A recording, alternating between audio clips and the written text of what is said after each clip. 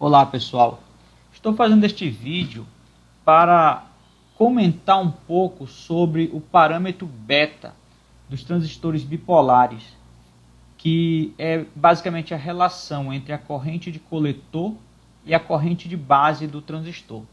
Esta relação beta ela é significativa basicamente nos transistores bipolares, porque nos transistores MOS a corrente de porta ela é tão pequena, da ordem de femtoamperes, que esse fator beta ele se torna, para todos os fins práticos, ele pode ser considerado um valor infinito. Então, o beta, esse fator de relação entre as correntes aqui de coletor e base, ele é significativo aqui no domínio dos transistores bipolares. Então, aqui o que eu quero mostrar basicamente é uma diferença entre aquela noção que nós temos lá dos livros. Toda vez que nós precisamos utilizar o fator beta, existe um valor que é quase mágico lá, que aparece nos livros, um valor 100. Então aqui eu estou querendo mostrar para vocês que esse valor beta ele não é um valor fixo, e ele depende muito do estado de polarização, dos fatores de polarização do transistor. Então aqui, para plotar a nossa curva de beta, nós vamos fazer duas variações de tensão. Primeiro, a variação da tensão entre base e emissor, variando de 0,4 até 1 volt mais ou menos, com um passo de 10 mV.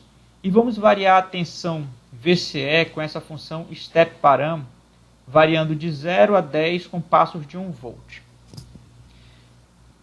A tensão VCE vai produzir a nossa corrente de coletor e a tensão VBE vai produzir a nossa corrente base. E aí nós vamos poder fazer a relação entre elas. Então, colocando para simular, nós temos aqui, primeiramente, a corrente de coletor, quando nós colocamos estes parâmetros aqui, a variação da função VBE do transistor, e aqui a variação da corrente. Mas o que interessa, basicamente, aqui é a relação. Então, vamos lá. Colocando aqui a relação IB do transistor Q1.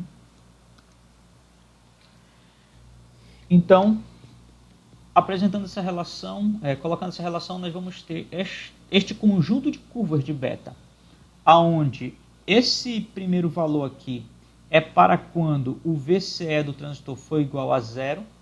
Então, aqui, esse primeiro valor é quando não houver tensão entre emissor e coletor.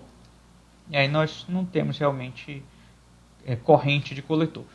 A partir do momento que nós temos corrente, então nós vamos ter diferentes valores dessa relação para cada valor de VCE e diferentes valores para cada valor da tensão VBE do transistor. Então, para determinar o valor de beta aproximado, nós temos que saber qual é a tensão VCE do transistor no ponto de polarização, e tendo a tensão VCE, descobrimos qual a tensão VBE do transistor no ponto de polarização, e naquela região nós vamos ter o nosso valor de beta. Supondo que a polarização do transistor seja ali 0,64 de VBE e ele tenha 2 volts de VCE, então nós vamos ter essa curva vermelhinha bem aqui onde está o cursor, e nós vamos ter, deixa eu colocar aqui o cursor, nós vamos ter aqui, deixa eu trazer aqui para dentro, nós vamos ter um beta de 288. Aí, esta tensão, se a tensão VBE variar, nós vamos ter variação no valor de beta. Pode ver aqui como o valor aqui da vertical é justamente o valor do nosso beta do transistor. Então, quando vocês precisarem do valor de beta, quando estiverem fazendo análise de um circuito, e você souber qual transistor você tem e tiver o modelo dele, aqui no LTSpice, você pode traçar a sua curva de beta e você tendo o valor da tensão VCE e da tensão VBE do transistor, você vai ter aí o valor de beta do mesmo.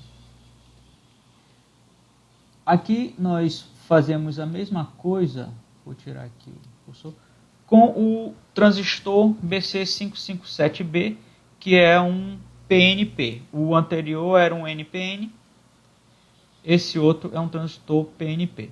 Então, colocando para simular, nós vamos ter aqui a curva de IC, só que agora vocês vão ver que o IC é negativo, aqui é quando o VC foi igual a zero. Então vamos colocar aqui a corrente de base, IB, do transistor Q2. E nós vamos ter esta curva de beta. E da mesma forma, se você quiser descobrir o valor de beta de um transistor. Aqui, para trocar de curva, senhores, deixa eu colocar essa janelinha bem aqui. Então, para trocar de curva, depois que você selecionou e colocou o cursor, basta mexer no botão para cima e para baixo. Aqui eu já coloquei o segundo cursor. Então, eu cliquei 2 vezes, apareceu o segundo cursor. Vou deixar o segundo cursor sem utilidade, sem uso bem aqui. E vou ficar usando o primeiro cursor. Então, se eu quiser utilizar o cursor, deixa eu tirar ele daqui para ele não ficar atrapalhando. Então, deixa eu... Peraí, só um minuto. Tá, agora ficou melhor. Só um cursor. Então, para mover o cursor de uma curva para outra, basta eu mover com o botão para cima e para baixo do teclado e eu troco a curva que eu estou querendo analisar. Então, supondo que o meu transistor tem lá um VCE de 3 volts, que é essa curva ciano, e uma tensão de base de 0,7, então vou ter um beta de 323. Então, esses valores que nós estamos vendo aqui são bem diferentes daqueles lá que aparecem nos livros, não é, senhores?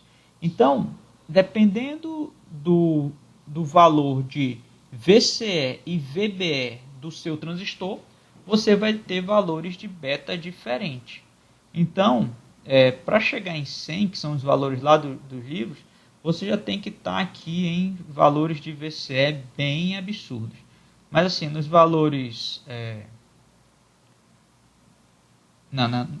não valores de VCE, mas valores de VBE, com correntes de base assim, bem altas.